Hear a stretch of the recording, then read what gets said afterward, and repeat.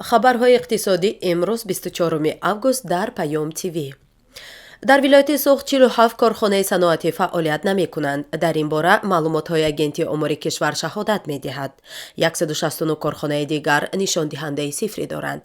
аз омор бармеояд ки аксари корхонаҳои бекорхобида дар шаҳрҳои Хуҷанд, Конибодон ва ноҳияи Бобоҷон Ғафуров ҷойгир шудаанд.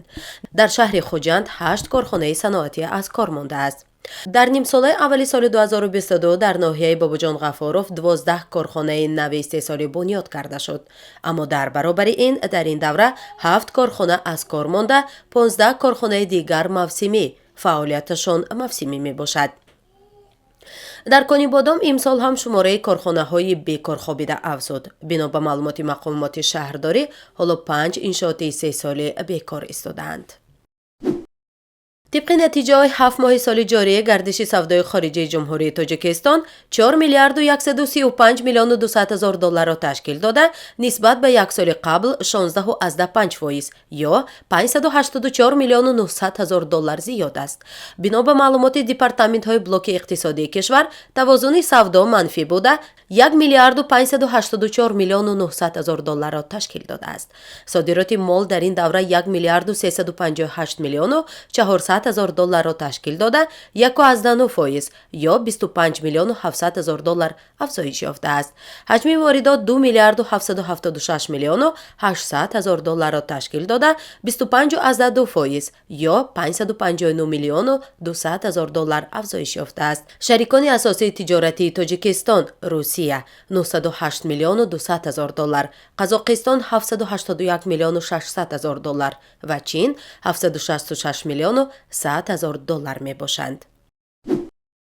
дар Тоҷикистон то 19 августи соли ҷорӣ беш аз 852 ҳазор тонна ғалла ҷамъоварӣ шуд. майдони умумии кишти ғалладона дар тамоми 4 минтақаи кишвар, вилоятҳои Хатлону Суғд, навоҳии Тобеи Марказ ва вилояти Мухтори Кӯҳистони Бадахшон 304,695 гектарро ташкил додааст. то 19 августи соли ҷорӣ дар кишвар дар маҷмӯъ 852,271 тонна ғалла ҷамъоварӣ шудааст. аз ин ғалладонагиҳо 696,381 тоннаашро гандум ташкил медиҳад. ба иттилои Вазорати кишоварзӣ, имсол дар майдони 34,659 гектар картошка киш шуда, то ҳол аз майдони 12,762 гектар ҳосили картошка ҷамъоварӣ шудааст. то 19 августи соли равон аз ҷониби деҳқонони ҷумҳурӣ 243,224 тонна картошка ҷамъоварӣ карда шудааст. бо ҳисоби миёна аз ҳар гектар 19 тоннаги ҳосили картошка ҷамъоварӣ шудааст.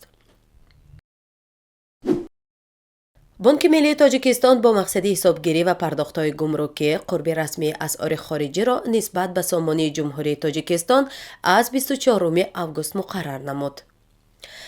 тибқи нишондоди Бонки миллии Тоҷикистон, арзиши пули Русия дар бозори арзи кишвар 100 рубл 16 сомониву 70 дирам қимат дорад. тибқи иттилои Бонки миллӣ дар бозори арз 100 евро 1025 сомониву 10 дирам нарх дорад. асъори амрикоӣ бошад 100 доллар 1023 сомониву 56 дирам арзиш дорад. нархи нафти хом. нархи миёнаи фурӯши ҳар бушка нафти хоми таҳвили моҳи оянда дар биржаҳои Intercontinental Exchange ва Brentgrad фьючерси Лондон 100 доллару 17 сент муомила шуд. нархи миёнаи ҳар бушка нафти хоми таҳвили моҳи оянда дар биржаҳои New York Mercantile Exchange ва Lightswitgrad Оли Нью Йорк 93 доллару 68 сент муомила шуд. нархи тилло. қурби тилло дар биржаҳои Лондон асри дирӯз 1747 доллару 73 сент барои 1 унс таъйин шуда буд.